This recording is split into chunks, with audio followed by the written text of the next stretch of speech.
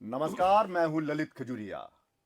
जम्मू कश्मीर में शांति बहाल हो गई है, आतंकियों का सफाया हो गया है और अब जम्मू कश्मीर उन्नति की ओर बढ़ रहा है। यहां पर विकास की बयार बह रही है।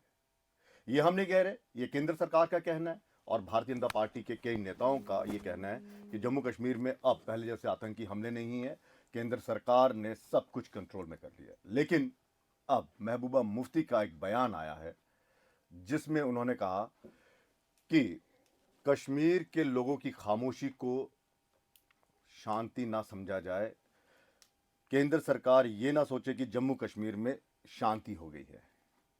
इस स्टेटमेंट के मायने क्या है? क्या ये प्रोवोकिंग स्टेटमेंट है? क्या महबूबा मुफ्ती को रास नहीं आ रही जम्मू कश्मीर में शांति? इसी पर बातचीत करने के लिए हमारे साथ रविंदर सोनू जी हैं, ने माफ कीजिए वरिंदर सोनू जी, जो पीडीपी के प्रवक्ता हैं, और साथ ही जसरोटिया साहब, अभिजीत सिंह जसरोटिया, भारतीय जनता पार्टी के तेज तरार प्रवक्ता। सर, स्वागत है आपका। शांति पसंद नहीं आ रही? देखिए, ऐसे है, जो मैडम जी ने कहा है उसमें एक बड़ी बात क्लियर है। अगर शांति हो तो वो सबको दिखती है, अगर नहीं हो तो नहीं दिखती। लेकिन एक बात है, 2-3 वाक्य मैं जो आपके साथ साझा करूंगा। अभी पिछले 5-7 दिन पहले कुलगाम में एक हमारे फौजी भाई की गोली मारकर उसके घर पर वो रिटायर्ड फौजी भाई थे, उनकी हत्या की। उनकी छोटी 2-2.5-3 साल की भतीजी है, वो शायद सीरियस जख्मी हुई है। उससे पहले भी 1-2 वाकया हुए। हम ये कहते हैं कि अगर सरकार कहती है सब कुछ शांति है, सब कुछ नॉर्मल हो चुका, तो फिर मैं एक बात पूछता हूँ, तो फिर कश्मीरी पंडित माइग्रेंट जो हैं उनकी वापसी घाटी में क्यों नहीं हो रही? अगर कहते हैं सरकार सब कुछ शांत हो चुका, तो जम्मू कश्मीर को जो वादा मिनिस्टर साहब ने कहा था स्टेट वापस देंगे, वैसे स्टेट हमारा एजेंडा नहीं, हम तो 5 अगस्त 2019 से पहले वाली पोजीशन चाहते हैं, तो वापस क्यों नहीं दी जा रही? बड़े इशू हैं। अगर सब कुछ ठीक हो गया तो मेरी स्टेट असेंबली को पावर क्यों नहीं है? अगर हालात वहाँ सब कुछ ठीक हो गए तो क्यों आज ऐसी घटनाएं होती हैं? क्यों आज एक ड्राइवर को 23 किलोमीटर पीछा करके उसको गोली मार दी गई? क्यों है ऐसी बातें? हम कहते हैं कि जम्मू कश्मीर के हालात ठीक होने चाहिए, ये कोई नहीं कहता है कि नहीं होने हैं, लेकिन केंद्र सरकार जिस तरह के दावे करती है वो दावे जो हैं ग्राउंड पर नजर नहीं आते हैं। इसलिए लेकिन वरिंदर जी, सवाल तो ये है ना कि आप देखिए ना, 2018 से पहले आपके साथ पीडीपी और बीजेपी का गठबंधन था आपके साथ, ठीक है? तब के आतंकी हमले और अब के उसमें देख लीजिए कितना फर्क आया है। देखिए, हुआ ऐसे कि नहीं? आप मानते हो कि नहीं, इसमें कमी आई कि नहीं आई? देखिए, मैं कहता हूँ, जब हमारे साथ बीजेपी सरकार में शामिल थी, सरकार का जो भी फैसला था वो पीडीपी और बीजेपी दोनों का फैसला था। अब उसी सरकार में डिप्टी चीफ मिनिस्टर से उन्होंने क्या कहा था? जो सरकार के डिप्टी चीफ बुरहान वानी का ऑपरेशन हुआ, उसमें उन्होंने क्या कहा था कि अगर हमें पता होता तो हम ये ऑपरेशन ही ना करते। कहा गया था ना। लेकिन मैं कहता हूं कि भारतीय जनता पार्टी जिस तरीके की बात करती है उस तरीके की नहीं। आज कश्मीर के हालात जो हैं, हम ये नहीं कहते हैं कि कश्मीर में सभी लोग मिलिटेंट हैं या सभी लोग, कोई भी आदमी कश्मीर में देश के खिलाफ नहीं है। कुछ लोग हैं जो वहां अस्थिरता फैलाते हैं, वो बाहर से आए हैं। कुछ लेकिन ऐसे स्टेटमेंट देने क्यों है? देखिए, हम इसमें जो कह रहे हैं, लोगों की खामोशी को शांति ना समझा जाए। देखिए, ऐसे है कि आपने पिछला इलेक्शन जब जम्मू कश्मीर में हुआ तो कश्मीर के लोगों ने वन साइड एक मैंडेट दिया था ना। तो इस बार भी तो दिया ना वन सुनिए, साइड। मैं इसी इलेक्शन की बात कर रहा हूँ। इसी इलेक्शन की वन साइड मैंडेट दिया। अगर भारतीय जनता पार्टी क्लेम करती थी कि हमने कश्मीरियों के दिल जीत लिए, दिल की दूरी और कश्मीर दिल्ली और उसकी दूरी को खत्म कर दिया, तो क्यों बीजेपी के किसी एमएलए को वोट दे के वो एमएलए नहीं बने? क्यों नेशनल कॉन्फ्रेंस को लोगों ने वोट दिया? ये लोगों का एक फैसला था 5 अगस्त 2019 के डिसीजन के खिलाफ। ये लोगों का एक फैसला था, जिस फैसले में उन्होंने कहा कि जो हमारे साथ आपने किया है वो हमारे साथ अन्याय है। हमारा कहने का मतलब ये है कि लोगों के दिल को पढ़ के देखिए। हम दिल की दूरी को खत्म करना चाहते हैं। जैसे कि 2004 में माननीय अटल बिहारी वाजपेयी साहब ने मुफ्ती साहब के साथ मिलकर काम किया। जब 2002 में मुफ्ती साहब चीफ मिनिस्टर बने तो जम्मू कश्मीर के हालात बद से बदतर थे। आप जानते होंगे कि 5 बजे के बाद टनल बंद हो जाता था, कश्मीर घाटी का लिंक जो था वो जम्मू से टूट जाता था। लेकिन अटल बिहारी वाजपेयी साहब जब कश्मीर गए, उन्होंने एक नई राह जो दिखाई, उस पर जब काम हुआ तो कश्मीर में कितनी शांति थी। आपको याद होगा कि उस कश्मीर में 82% पोलिंग हुई थी संग्रामा बाई इलेक्शन में, रफियाबाद बाई इलेक्शन में और पटन की बाई इलेक्शन में। जब 3 एमएलए का हुआ, वो कश्मीरी जो वोट से परे हट चुका था, उस कश्मीर में हुआ। वो माननीय उस वक्त के प्रधानमंत्री अटल बिहारी वाजपेयी और मुफ्ती साहब ने एक नया कश्मीर जो उन्होंने कहा था ग्रेनेड से नहीं गोली से बात बनेगी बोली से। हमारा कहने का मतलब ये है, हम वाजपेयी साहब के उस रास्ते को आगे लेके जाना चाहते हैं और इसी डॉक्टर रास्ते अजीत जी, पर मैं चल आपके रहे हैं। पास आऊंगा। आपको तो लोग प्यार ही नहीं करते हैं घाटी में, फिर आप किस तरह से कह रहे हैं कि कश्मीर के लोग आपके साथ है, सरकार ने पूरी तरह से शांति बहाल कर दी है। महबूबा मुफ्ती जी कह रही हैं कि इस खामोशी को शांति न समझा जाए। आप किस तरह से देखते हैं? प्रोवोकिंग स्टेटमेंट है, फिर से आतंकवाद को बढ़ावा देने का मतलब एक कह सकते हैं कि समर्थक उसमें उसके समर्थक में आया ये बयान। देखें ललित जी, मैं शुरुआत एक शेर से करना चाहूँगा कि मेरा कातिल ही मेरा मुंसिफ है, ये क्या मेरे हक में फैसला देगा। ये जो पॉलिटिकल पार्टीज़ है ना, ये उसी शेर के ऊपर बिल्कुल फिट बैठते हैं सब के ऊपर, कि जब ये लोग बात करते हैं, कभी कश्मीर की बात करते हैं, कभी कश्मीरी हिंदुओं की बात करते हैं, कभी कश्मीरी मुसलमानों की बात करते हैं, कभी जम्मू कश्मीर की बातें करते हैं, तो मुझे इस चीज़ को सुनकर बड़ा अचंभा होता। अभी थोड़ी देर पहले नेशनल कॉन्फ्रेंस के एक प्रवक्ता से जब बात हो रही थी, वो भी आज जाके सारी की सारी बातें इसी के राउंड घुमा रहा था और ये भी उसी के राउंड घुमा रहे। अब कहीं ना कहीं इन चीज़ों को ये समझना पड़ेगा कि आप लोगों ने जो काम यहाँ पर किया, उसके चलते यहाँ पर 1.5 लाख से ज़्यादा कब्रें हैं। उन 1.5 लाख कब्रों का अगर कोई जिम्मेदार है तो कौन है? या तो नेशनल कॉन्फ्रेंस, या पीडीपी, और या कांग्रेस, नीर बोर्ड, सभी के सभी इंडी गठबंधन वाले जो लोग हैं। अब वो बेचारे 1.5 लाख लोग जो कब्रों में दफन है, वो तो इनसे हिसाब किताब मांग नहीं सकते। अब जब इनसे हिसाब किताब मांगा जाता है तो ये इधर की उधर और उधर की उधर करते हैं। लेकिन अब अचानक से 3 साल का हिसाब तो आपसे ही मांगा जाएगा ना उस दौरान। नहीं, 70% का 10% का डिक्लाइन, 30% का 70% का डिक्लाइन 3 साल का 3 साल का होता ये है कि वो कहते हैं कि लम्हों ने खता की और सदियों ने सजा पाई। इनकी लम्हों की जो खता है, पहले नेशनल कॉन्फ्रेंस की खता, फिर उसके बाद इनकी खता। अब खासकर अगर कश्मीरी हिंदुओं की बात करें या बाकी चीज़ों की बात करेंगे तो अच्छी तरह से आपको पता है कि 2003 का नदी मर्ग, जो भी कश्मीरी हिंदू पॉइंट ब्लैंक पे भूनेंगे, उस समय कौन सरकार में था, किसके हाथ में कमांड थी और कौन कोalition पार्टनर्स यहाँ पर बने हो। तो बाद में इन्होंने कौन जो हिलिंग टच की बात करते हैं, वो हिलिंग टच किसके लिए थी? क्या उन मासूम 24 कश्मीरी हिंदुओं के, जिनमें 4 मासूम बच्चे थे, उनके लिए थी या उन टेररिस्टों के लिए थी? तो कम से कम ये तो बताते हैं। अब चलो सारी बातों को, आज जब हालात सुधरे हैं, अभी मैं परसों ही कश्मीर में था, 3 दिन कश्मीर में मैं सारे प्रोग्राम करके वापस लौटा हूँ कल मैं कश्मीर से। जिस हिसाब से अगर आप देखें ओवरऑल जो तरक्की कश्मीर की हुई है, वो बम गोली बारूद का जो खौफ खत्म हुआ, ये पिछले 5-6 सालों में सब कुछ अचीव हुआ है। अब आपको ये शांति जो है रास नहीं आ रही। अब ये कहते हो आपके हम लोग कश्मीर की खामोशी, अरे कश्मीर ने खामोशी दिखाई, और आप बोलते हो पिछले चुनावों के अंदर क्या हुआ। पिछले चुनावों ने बोलते हैं वोट दिया 370 के खिलाफ, ये कहाँ की बातें करते हैं आप जना। पिछले चुनावों का जो वोट था, फिर तो आपको तो वोट पड़ा नहीं, तो अगर आपके ऊपर चलता तो बात होते। आपका क्या 3 खींच के आपके विधायक बने हुए हैं, वो भी बेचारे किस तरह से बने हमें पता है।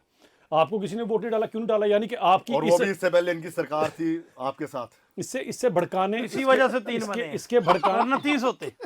लिख इनके लीजिए। भड़काने, जी बहलाने को ख्याल अच्छा है। मैं कह रहा हूं ये मैं। 3 भी संभाल कर रखो, अगली बार मतलब वो शून्य जब आपका जब आ जाएगा क्या पता क्या पे करेंगे। अगली बार शून्य पे ना आ जाओ, संभाल के रखो। बिल्कुल, राहुल मैं गांधी जब वाला अपना शून्य ना आ जाए बिल्कुल आपको शक भी। नहीं। आपकी पार्टी भी कुछ उनसे अलग नहीं है। बात ये आती है कि कश्मीर के लोगों ने सही में बता दिया है इनको। और रही बात भारतीय जनता पार्टी की, मैं दावे के साथ कहता हूं कि सबसे बड़ी पॉलिटिकल पार्टी को बनकर उभरी है तो केवल और केवल भारतीय जनता पार्टी। 1.5 लाख से ज्यादा वोट है नेशनल कॉन्फ्रेंस जो हमने लिए हुए हैं। और अगर इंसाफ रहा होता, जम्मू के लोगों के साथ किया होता, 51-52 से हमारे साथ नाइंसाफी नहीं की होती, 1.5 लाख हमारी पॉपुलेशन ज्यादा होने के बावजूद भी 1.5 दर्जन सीटें नेहरू जी अगर उस समय शेख साहब के कहने पर ना परोसते कश्मीर के अंदर, तो आज सरकार हमारी होती। अब पुरानी कश्मीर चीजें, के लोगों का दिल कैसे जीतोगे? कश्मीर के अंदर ही बता रहा हूं आपको, टोटल मिला के 1.5 लाख वोट ज्यादा पड़े हैं, तो जम्मू कश्मीर के अंदर आप समझ सकते हो मेजॉरिटी पॉपुलेशन कौन सी है। इसका मतलब काफी शेयर जो है वो मेजॉरिटी पॉपुलेशन ने हमें भी दिया हुआ है। आप ये ना समझे। अब आंकड़े कुछ तरह इस तरह के हेर फेर के आंकड़े, उनको थोड़ा थोड़ा ठीक करने को समय लगेगा। अभी देखिए ऐसे है, ठीक हो गया या समय लगेगा? या फिर आपको क्या लगता है कि वाकई भारतीय जनता पार्टी के साथ आप कह रहे हैं कि हाँ खामियाजा भुगतना पड़ा, लेकिन केंद्र सरकार दावे तो कर रही है ना, इतना ज़्यादा वहाँ पर टूरिस्ट आया है, इतने ज़्यादा आप देखिए काम हो रहे हैं, रोड्स के एक्सपेंशन हो रहा है, कितना ज़्यादा हाईवेज बन रहे हैं, तो ये तरक्की नहीं और क्या है? देखिए मैं तरक्की क्या है? मैं कहता हूँ अगर ये सब कुछ हुआ, लोग खुश हैं, तो फिर कमल क्यों नहीं खिला घाटी में? सबसे बड़ा सवाल तो ये है ना। ये कहते हैं आपके 3 हमारे तो 3 है, आपका तो 0 है वहाँ। अब ये बात जब कहते हैं कि हम लोगों ने वोट पे, लोगों ने आपके खिलाफ वोट किया, वो चाहे पार्लियामेंट का इलेक्शन था, कश्मीर की बात मैं कर रहा हूँ, चाहे असेंबली का इलेक्शन था। नहीं, पार्लियामेंट में तो एक आपके कितने जीते? कहाँ पे? आपके पार्लियामेंट में कितने मेरी जीते? मैं तो कह रहा हूँ कि हमें इस चीज के लिए लोग डाइजेस्ट नहीं करते 2 इलेक्शनों में। उन्होंने कहा आपने बीजेपी के साथ अगली बार सरकार देख बनाई। लेंगे। सुनिए, अब अगली बार देखेंगे क्या होता क्या नहीं होता। अब मैं ये बात कहता हूं कि जब लोगों ने वोट दिया, लोगों ने उम्मीदों के साथ वोट दिया। अब लोगों ने ये समझा कि बीजेपी ने जम्मू कश्मीर को खत्म किया है, कश्मीर के लोगों ने बीजेपी के खिलाफ वोट डाला। जब वोट डाला इनकी जमानत है, जब तो इनका एमएलए वहां को जीत नहीं पाया। नंबर 2, इन्होंने ABCD टीम में भी बनाई थी, अब मैं उनका नाम नहीं लेता, वो बेचारे बैठे हैं आराम से, पूरी कोशिश की हर तरह से गवर्नमेंट मशीनरी चलिए, इनके पास ताकत थी, इन्होंने किया, लोगों ने रिजेक्ट किया। अब मुझे बताइए कि जब आपको मैं खजूरिया साहब आप ही से पूछता हूँ, इन्होंने कहा ना कि लोगों ने 370 के ऊपर वोट नहीं दिया। अगर 370-35 ये इशू नहीं होता, क्या नेशनल कॉन्फ्रेंस के पास इतनी बड़ी मेजॉरिटी आती? कभी भी ना आती, क्योंकि उन्होंने कहा हम 370-35 को रीअपील कराएंगे, उसको वापस ला के देंगे। चलिए, लेकिन वो कैसे होगा? वो तो केंद्र सरकार ने थोड़ा, इसका सुनिए, मतलब सुनिए, गुमराह किया गया ना। जब वोट आपने भी गुमराह किया, सुनिए, उन्होंने भी गुमराह किया। मैं कहता हूं जब वोट मांगे 2 जगह पर, माननीय उमर अब्दुल्ला साहब ने, चीफ मिनिस्टर हैं हमारे, उन्होंने टोपी डाल के वोट मांगे। उन्होंने कहा अगर मुझे आपने भी तो उसी के हमें नाम मिले पर नहीं वोट ना, मांगे था। हमें मिले नहीं ना, लोगों ने हमें रिजेक्ट किया, हमने लोगों का जो जनमत था उसको स्वीकार किया।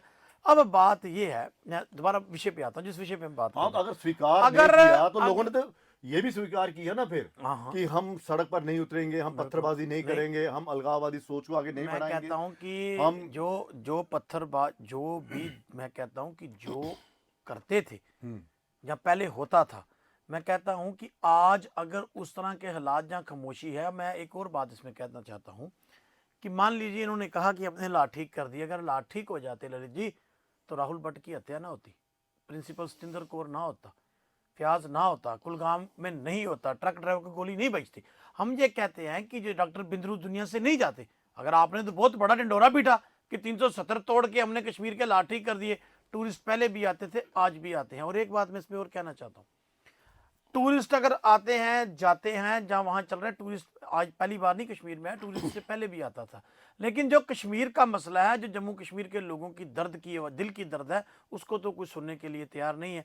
आपने कहा, आप ही ने कहा ना कि इस बार कमल कश्मीर में खिलेगा, इसी भारतीय जनता पार्टी ने कहा, डट के वहाँ काम किया, जो आप कर सकते थे किया, आपके जहाज भी वहाँ गए, आपने बंदे भी लाए, चलिए मैं फिर भी नहीं जाता उससे, फिर आप रिजेक्ट हुए ना। आप शर्म, हम खूब तो डूबे, तुमको भी ले डूबे, जो ABTC टीम आपने बनाई थी, उन सब की जमानतें जब्त होगी, वो हार गए, उसकी वजह क्या रही? मैं ये कहता हूँ, ये कहते हैं 3 भाई, हाँ हमें लोगों का गुस्सा था हमारे ऊपर कि आपने भारतीय जनता पार्टी के साथ हाथ मिलाया। मैं इस स्टेटमेंट को समझ नहीं पा रहा हूँ। किसको? ये वाली स्टेटमेंट थी कि लोगों की खामोशी को शांति न समझे, ये क्या है? देखिए वो है ना, लोगों के दिल में डर है, लोगों के दिल में भय किस है। चीज का डर है? भारतीय जनता पार्टी के जो इन्होंने कारनामे किए हैं, लोगों के दिल में गुस्सा है बीजेपी के खिलाफ, देश के खिलाफ नहीं है। पहले इस बात को समझिए, हम सरकार के खिलाफ बात करते हैं, देश के कोई खिलाफ नहीं। मुझे एक बात बताइए, अगर मैं कोई सवाल सरकार से पूछूं खजूरिया साहब, या बीजेपी से पूछूं, क्या वो देश के खिलाफ सवाल है? लेकिन एक तारीफ तो की है उन्होंने, क्या वो कह रहे हैं कि 2015-17 का वो माहौल तैयार किया जाए जब अलगाववादियों के साथ बातचीत के लिए हम तैयार थे, तो आप ही की सरकार थी और दोनों की सरकार थी। हाँ, आप दोनों की सरकार जी थी, बिल्कुल। लेकिन वो चीज पसंद आ रही है। अब मैं कहता हूं कि राम जेठमलानी की अध्यक्षता में कमेटी बनाई थी, उस वक्त के माननीय होम मिनिस्टर लाल कृष्ण आडवाणी साहब, बाद में डिप्टी प्राइम मिनिस्टर थे। उन्होंने किसके साथ बात की थी? बात करने तो वो भी आए थे ना, बात किसके साथ की थी? मैं ये कहता हूं कि अटल बिहारी वाजपेयी साहब ने बात किसके साथ की थी? हम तो ये कहते हैं कि भाई अगर वो बात करते थे तो आप भी कीजिए। अब मुझे एक बात बताइए, अब जो बॉर्डर पर सीज फायर है खजूरिया साहब, क्या ये DGOM लेवल पर बातचीत नहीं हो रही? मुझे बताइए क्या बातचीत नहीं? मैं इसमें एक बात और ऐड करना चाहता हूँ। वाघा बॉर्डर है, वहां पे ट्रेड होता था, एक सेरेमनी वहां हर शाम को वहां होती है, कितने नौजवान को रोजगार वहां मिलता है। वहां एक गोलगप्पे की रेडी लगाने वाला आदमी भी रात को 3000 रुपये घर लेके जाता है। तो मुझे नहीं लगता है कि हमारे किसी नौजवान को 3000 रुपये का जम्मू में काम है। हमने ये बात की कि आप बातचीत कीजिए, जब आप बातचीत करेंगे, अब जो चेतगढ़ सियालकोट जो बॉर्डर है उसके ऊपर भी तो कभी कभी महीने में एक आध बार वो सेरेमनी चल रही है ना। तो अगर वहां टूरिज्म बढ़ेगा, अगर वहां यहाँ तजारत होगी, अगर यहाँ काम आपस में व्यापार होगा, उसका फायदा किसको होगा? तजारत के उसी के उसमें कवर में ये आतंकी फंडिंग होती थी, तभी तो बंद की मैं है। बिल्कुल कह रहा हूं, अगर कोई देश के खिलाफ काम करता है उसके खिलाफ डट कर कार्रवाई कीजिए। जो देश के खिलाफ है हम उसके खिलाफ है, देश हमारा है। लेकिन अगर जब कार्रवाई करती है सरकार तो आप सरकार के खिलाफ हो जाते जो हैं। दोषी होगा उसके खिलाफ कार्रवाई तो करेगी सरकार। कोर्ट है, अगर किसी को लगेगा कि मेरे साथ इनजस्टिस हो रहा है वो कोर्ट जाएगा। लेकिन मैं ये कहता हूं कि हम कहते हैं कि इसकी आड़ में क्या लगता है आपको कि सत्ता से बाहर हो गए हैं और लोगों ने रिजेक्ट कर दी है। यही कारण है कि हाँ चलिए अब यही एक मौका है, क्योंकि असेंबली लगने वाली है, एनसी की सरकार है, तो क्यों ना इसके ज़रिए अपनी खोई हुई ज़मीन जो है वो वापस लाई जाए। देखिए मनोज जी, 2-3 बीते और मैं बड़े बातें हैं, बड़े इत्मीनान से इनको सारी बातें बड़े गौर से सुन रहा था इनकी मैं। जो बातें समझने की ज़रूरत है वो ये है कि मैं समझ सकता हूँ इनकी फ्रस्ट्रेशन, क्योंकि जिस तरह से इनका जो मैंडेट आया और मैंडेट इस तरह का आया कि लोगों ने रिजेक्ट कर दिया, और रिजेक्ट जब कर दिया लोगों ने इनको, तो इसी कारण रिजेक्ट कर दिया कि लोग जो है अब तरक्की की तरफ दिखना चाहते हैं, लोग आगे बढ़ना चाहते हैं। इनकी वही अभी भी सोच है, इनकी सोच में कुछ बदलाव नहीं आया पहले से लेके आज तक। इनकी सोच उसी की तरह है कि फिर आप वही बात करोगे, आप फिर टेररिस्टों की बात करोगे, आप फिर पाकिस्तान का राग लापोगे, आप फिर से वही सारी की सारी बातें करोगे। और जिस स्वर्गीय अटल बिहारी वाजपेयी जी का ये नाम ले लेकर बार बार ये बात करते हैं, वही स्वर्गीय अटल बिहारी वाजपेयी जी हैं जिन्होंने इनकी पार्टी प्रेसिडेंट को अपनी स्टेज पर भी नहीं आने दिया था, क्योंकि उन्हें पता था कि आने वाले समय में क्या सिस्टम और क्या नहीं है। ऐसा कभी इनको नहीं हुआ। पता होना चाहिए, और ये हिस्ट्री है सारी की सारी। हम अच्छी तरह से जानते हैं कि इन्होंने क्या किया। इनको एक मौका दिया गया, क्योंकि मौका हम सबको देते हैं कि चलें इस देश को आगे लेकर चलते हैं। ये देश सबका है, आपका भी है, हमारा भी है, लेकिन आपकी सोच तो होनी चाहिए। उंगली इस तरफ, इशारा उस तरफ, ऐसा तो नहीं ना चलेगा। आप जब दोहरे मापदंड की राजनीति से आगे लेकर चलते हैं लोगों को, और आज भी आपको खौफ नहीं आता कि आपकी इन्हीं रीतियों के कारण 1.5 लाख से ज्यादा कब्रें वहां पर बन गई। आपको मौका दिया गया, एक एक छोड़ के 2-2, 3-3 बार आपको मौके मिले। आपने उस मौके में क्या किया? क्या आपने लोगों का कुछ भलाई की सिवाय अपनी भलाई करने के पीछे? और कोई आप कर पाए लोगों के लिए? आज अगर देश आगे बढ़ रहा है, यहां पर कोई बात होती है, ये सबसे पहले राग लापना शुरू कर देते हैं। और सबसे बड़ी बात है, जिस हिसाब की ये राजनीति करते हैं, तुच्छ सी राजनीति इनकी है कि टेररिस्टों की इनडायरेक्टली सपोर्ट करो।